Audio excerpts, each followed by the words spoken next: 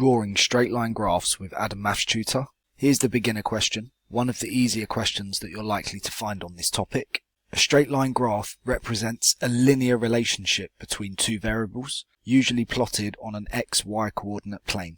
Its equation is typically in the form y equals mx plus c, where m is the gradient or the slope of the line, and c, the y-intercept, is the value of y when x equals 0.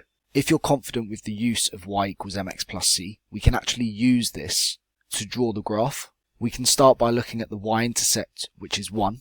This means that it crosses the y-axis at positive 1, which is here. And if m, our gradient, is a half, that means for every 1 in the x direction, we have an increase of a half in the y direction. We need to be careful that we're counting numbers rather than squares. Notice that the scales are slightly different for the y and x axes. I would encourage you to complete this for at least 3 points before you draw a straight line between them. This will ensure your straight line is more accurate.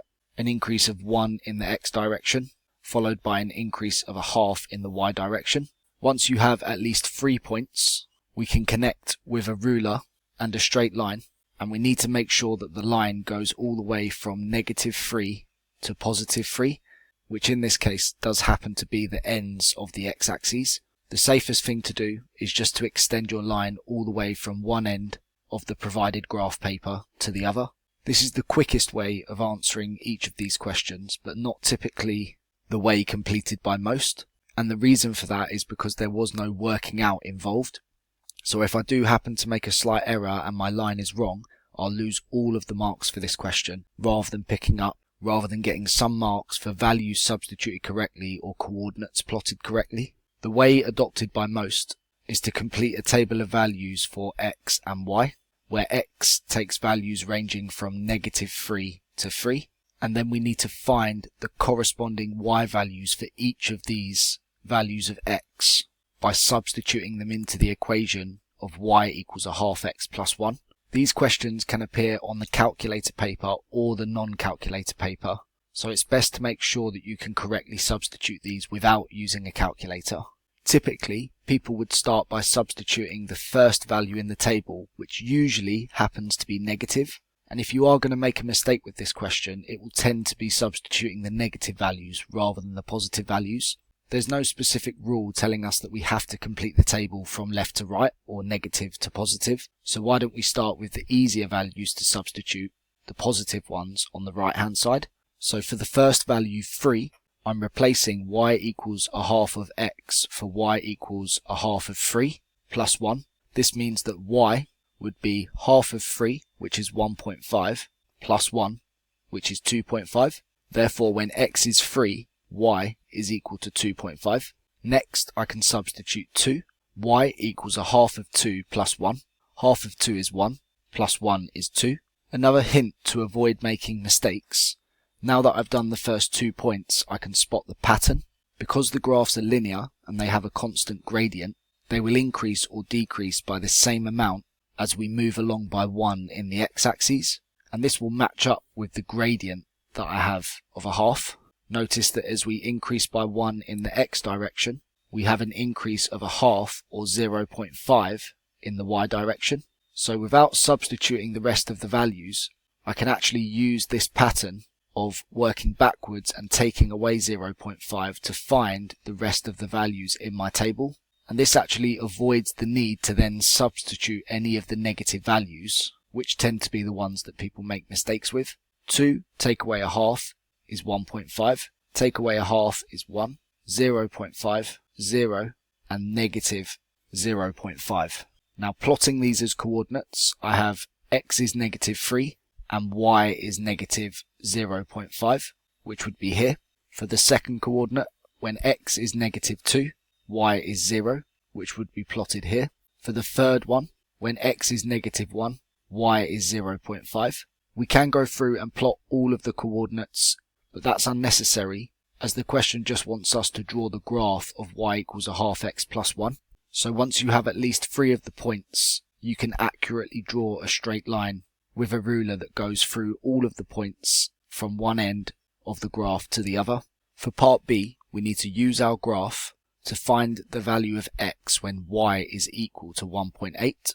So when y is equal to 1.8, we need to go up the y-axis to where we can find 1.8, which is here.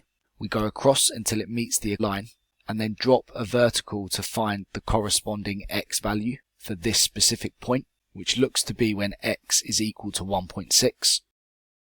On to the intermediate question with an increase in difficulty. Not all questions directly ask you to complete the table of values for the equation, and in some cases, as shown with the beginner question, they just go straight in with asking you to draw the equation of the line on the graph between the two values. In that case, we can just use our knowledge of y equals mx plus c and the gradient and the y-intercept to draw the line. But with this question, we'll actually lose marks if we don't complete the table, as it's asked us to do.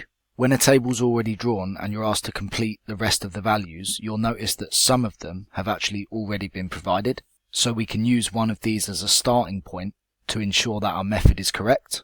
Substituting into y equals 1 minus 2x this time, I can find my corresponding y value by doing 1 minus 2 lots of x. So 1 minus 2 lots of 2 is equal to 1 take away 4, which is negative 3. I can see that this matches up to the value already provided, meaning that my method is correct. Let's repeat to find the y value when x is equal to 3. 1 minus 2 lots of 3 is 1 minus 6, which is negative 5. I would expect this since I can see the gradient of my line is negative 2, meaning for every 1 increase in the x direction, I would expect the y to decrease by 2 from negative 3 to negative 5. I can now use this pattern to complete the rest of the table. Going from right to left, I'll be doing the inverse and adding 2. So the corresponding y value when x is 1 is negative 1. Negative 1 plus 2 is 1. I can check to see that when I add 2 again, I get 3, which I do. 1 plus 2 is 3, and 3 plus 2 is 5. For the next part of the question, I now need to draw the graph of y equals 1 minus 2x. I can do this using 3 of my coordinates, starting with the first one, negative 2 in the x direction, and positive 5 in the y direction. For the second coordinate, negative 1 in the x direction, positive 3 in the y direction. Always use at least 3 coordinates in case you make a mistake with one. 0 in the x direction, 1 in the y direction. Then using a straight line and a ruler, I can connect all of my coordinates from one end of the axes to the other. Lastly, for part C, I need to use my graph to find the value of y when x is equal to 0.4. In the x direction, positive 0.4 is here. I need to go up vertically until I hit the line, and then across horizontally to find the corresponding y value, which is 0.2. So when x is equal to 0.4, y is equal to 0.2.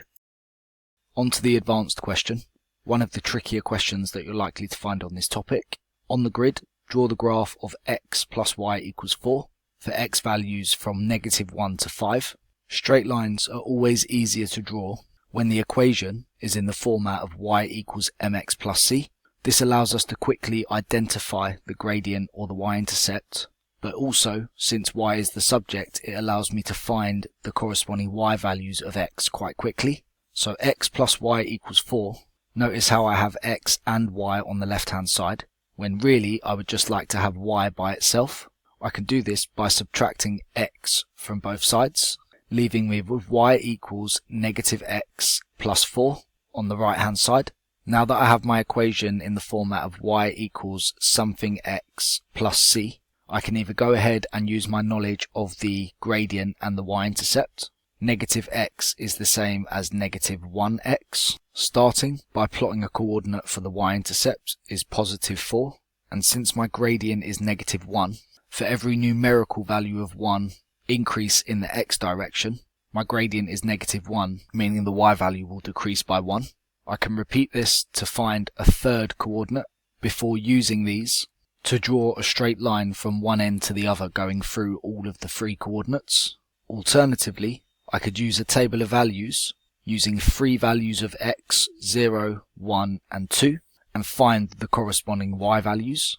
Y is equal to negative 1 lot of x, which for the first value would be negative 1 times 0 plus 4, which is a y value of 4. and I can repeat the process to find my corresponding value for 1. -1 times 1 is -1, plus 4 is 3, and the gradient is -1, meaning my values are decreasing by 1 each time, so the next value would be 2.